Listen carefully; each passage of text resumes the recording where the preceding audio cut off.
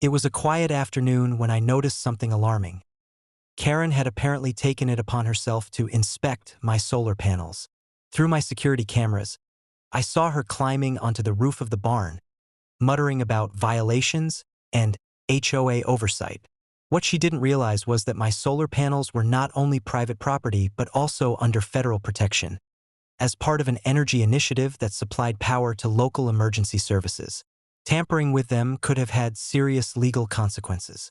Karen had brought along a couple of assistants, all of them filming her actions and shouting orders as if they were conducting an official operation. She clearly believed she had HOA authority to remove or alter any equipment on my property. The audacity was staggering.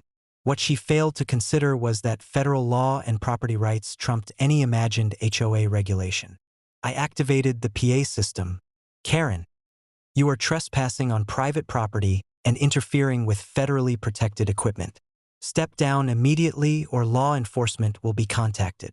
Karen ignored the warning and continued attempting to remove one of the solar panels. I immediately contacted local police and federal authorities, reporting her actions as potential tampering with federally protected energy infrastructure. Within minutes, I had a direct line to federal law enforcement, who instructed me to maintain a safe distance while documenting every action. Through the cameras, I could see Karen's frustration growing. She had assumed the panels were merely decorative or HOA controlled, but her efforts were entirely ineffective. Meanwhile, I monitored her every move, noting how she misstepped on the roof and nearly fell, a dangerous situation she had created entirely on her own. When deputies arrived, Karen attempted to argue that she had HOA authority to inspect and alter the panels. One officer shook his head.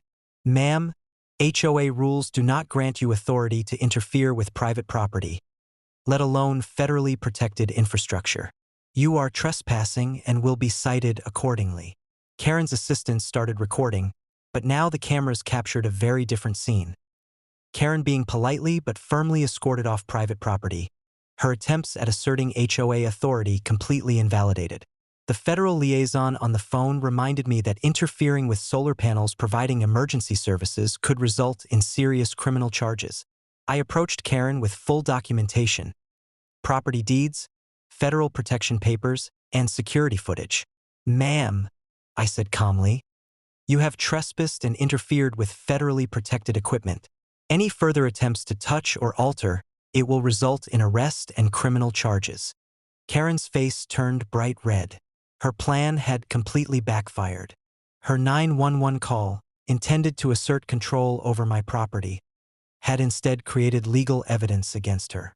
The deputies documented everything, including her repeated attempts to remove the panels and her trespassing across private and federally protected land.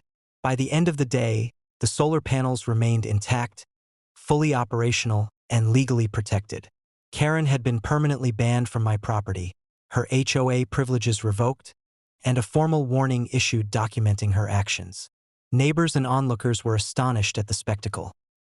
Karen had assumed authority over something she had no right to touch and had unintentionally created undeniable proof of her illegal actions.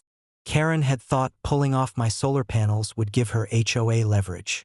Instead, she triggered federal and local law enforcement documentation, recorded trespassing violations, and permanently lost HOA privileges, all while my energy infrastructure remained fully operational.